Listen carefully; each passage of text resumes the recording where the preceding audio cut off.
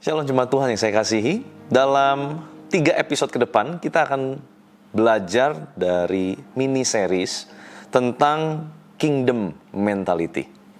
Kita akan belajar 3 episode ke depan ini bicara mengenai the kingdom mentality. Nah, pertama yang saya akan bahas adalah mentalitas budak menjadi mentalitas anak. Mentalitas budak menjadi mentalitas anak. Saudara, kisah di Keluaran pasal 32 ayat yang pertama, ketika bangsa itu melihat bahwa Musa mengundur-undurkan turun dari gunung itu, maka berkumpullah mereka mengerumuni Harun dan berkata kepadanya, "Mari buatlah untuk kami Allah yang akan berjalan di depan kami. Sebab Musa ini orang yang telah memimpin kami keluar dari tanah Mesir. Kami tidak tahu apa yang telah terjadi dengan dia." Ayat yang kedua, lalu berkatalah Harun kepada mereka, "Tanggalkanlah anting-anting emas yang ada pada telinga istrimu, anakmu laki-laki dan perempuan, dan bawalah semuanya kepadaku." Ayat keempat loncat dikatakan, "Diterimanya lah itu dari tangan mereka, dibentuknya dengan pahat dan dibuatnya lah daripadanya anak lembu tuangan. Kemudian berkatalah mereka, 'Hai Israel, inilah Allahmu yang telah menuntun engkau keluar dari tanah Mesir.'" Nah, saudara, yang pertama kita akan belajar dari kisah ini adalah adanya sebuah mentalitas budak yang masih dibawa pada saat mereka, bangsa Israel, mengalami yang namanya kemerdekaan.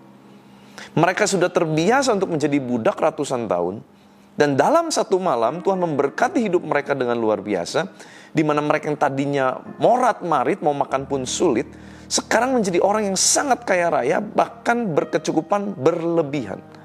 Terbukti dari anting-anting yang mereka peroleh dari orang-orang Mesir, itu bahkan gak cukup, mereka taruh di anak laki-laki, bahkan di anak perempuan. Dan itulah yang akhirnya mereka jadikan alat untuk membangun yang namanya anak lembu emas, anak lembu tuangan yang terbuat dari emas. Nah, menarik sekali, ternyata ada sebuah culture shock, ada sebuah kekagetan secara culture yang mereka alami pada saat itu. Kenapa? Yang tadinya mereka betul-betul gak punya apa-apa, makan pun sulit, sekarang punya segalanya sampai gak tahu bagaimana harus menyikapi aset harta yang mereka miliki. Nah, hari ini kita belajar mentalitas yang pertama. Kita harus belajar memiliki mentalitas anak, bukan mentalitas budak. Nah, saudara, kalau kita lihat apa sih bedanya mentalitas anak dengan mentalitas budak? Ciri dari orang yang masih punya mentalitas budak adalah menganggap semua yang dipercayakan itu bukan miliknya tetapi milik orang lain. Tidak punya sense of belonging terhadap apa yang dipercayakan oleh Tuhan kepada dirinya. Selalu merasa menjadi objek penderita, playing victim. Selalu minta dikasihani, pesimis, curigaan, selalu merasa dimanfaatkan. Bayangkan, dipakai Tuhan tetapi malah merasa dimanfaatkan. Merasa kayak pesuruh, selalu merasa tertindas, sering menggerutu. Ingin menunjukkan waktu punya sedikit kekuasaan, pengen show off kekuasaan. Ingin menunjukkan kepada orang-orang bahwa dia mampu melakukan sesuatu seperti orang lain. Seperti terjadinya pemberontakan Miriam, Korah, Datan, Abiram. Miriam berkata, "Emang Tuhan cuma ngomong aja sama Musa? Tuhan juga bisa ngomong sama saya." Itu adalah bukti adanya mentalitas budak yang belum berubah. Mentalitas budak juga punya ciri-ciri tidak bisa bersyukur. Selalu merasa apa yang dimiliki itu tidak pernah cukup. Selalu merasa orang lain jauh lebih baik sehingga tidak ada rasa ucapan syukur. Memiliki rasa kurang supaya kita mengupgrade diri itu tentu baik, saudara. Tetapi kalau terus-menerus kita merasa lebih jelek dari orang lain, sampai kita gak bisa bersyukur, berarti ada mentalitas budak yang masih melekat di dalam diri kita. Saudara, mohon maaf ya.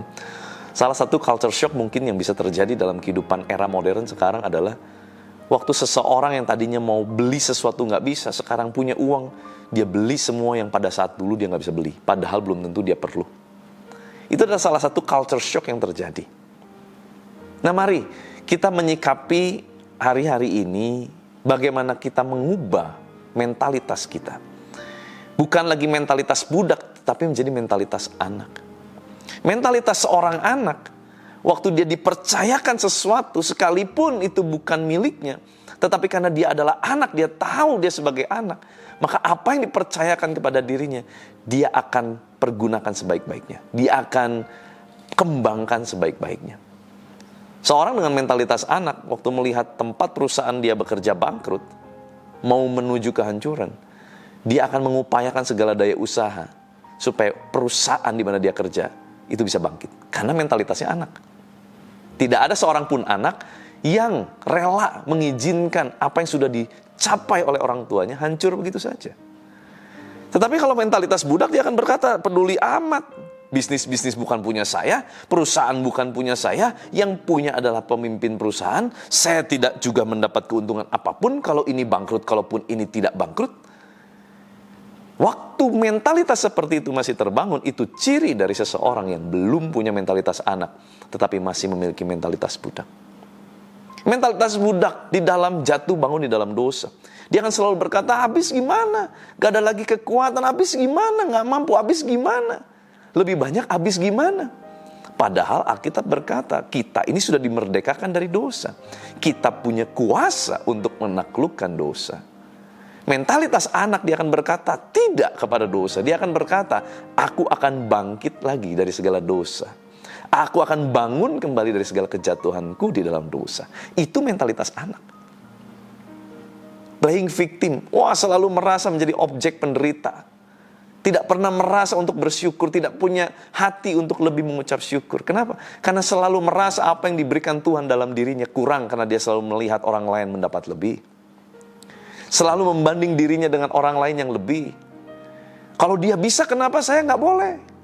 Kalau dia bisa bikin seperti itu, kenapa saya tidak boleh? Itu adalah mentalitas budak.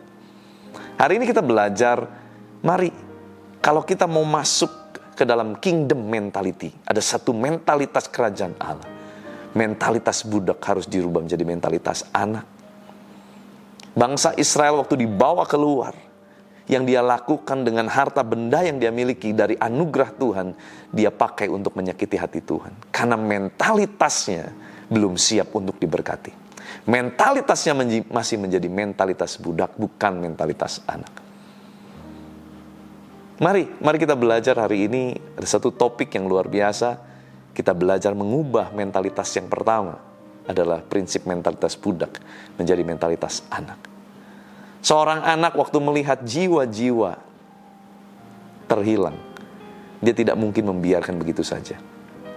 Kalau kita adalah anak-anak dari Allah yang Maha Tinggi, anak-anak dari Tuhan Yesus Kristus yang begitu concern terhadap jiwa-jiwa, apakah ada hati yang sama sebagai anak?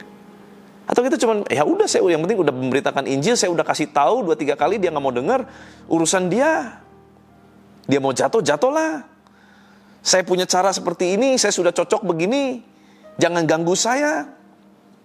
Padahal yang kita lakukan menjadi batu sandungan buat orang lain. Berarti itu kita belum punya mentalitas anak. Sebab mentalitas anak, dia pasti mengerti hati orang tuanya. Kita sebagai anak-anak Allah, kita harus mengerti hati Allah. Di mana hati Allah tidak menginginkan seorang pun binasa. Jangan sampai kita menyerang orang bertubi-tubi. Cuman untuk apa? Membuat kelihatan orang tersebut bersalah dan membuat seolah-olah kita orang yang menemukan kesalahan. Sampai akhirnya apa? Kita menjadi batu sandungan. Sampai akhirnya apa? Orang tersebut meninggalkan Tuhan. Kecewa. Karena apa? Karena kita punya sikap semena-mena. Bukan mentalitas anak yang berpikir bagaimana jangan sampai hidup menjadi batu sandungan supaya nama Yesus dimuliakan. Izinkan saya berdoa buat saudara. Tuhan, terima kasih buat firman-Mu. Keras tapi mengajar kami dengan luar biasa.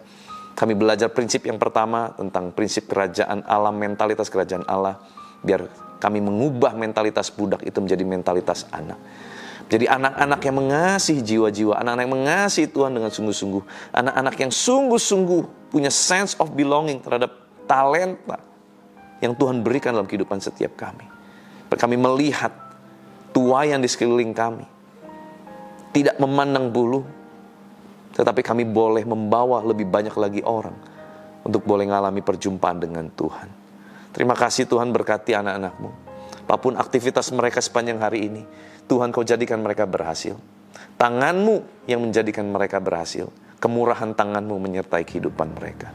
Berkati Tuhan dalam usaha bisnis pekerjaan, dalam studi, karir, kehidupan rumah tangga. Diberkati Tuhan secara luar biasa. Kuasa kehidupan dan kuasa kebangkitan Kristus mengalir memerintah atas kami. Di dalam nama Tuhan Yesus Kristus, haleluya. Sama-sama kita katakan, amin. Tuhan Yesus memberkati.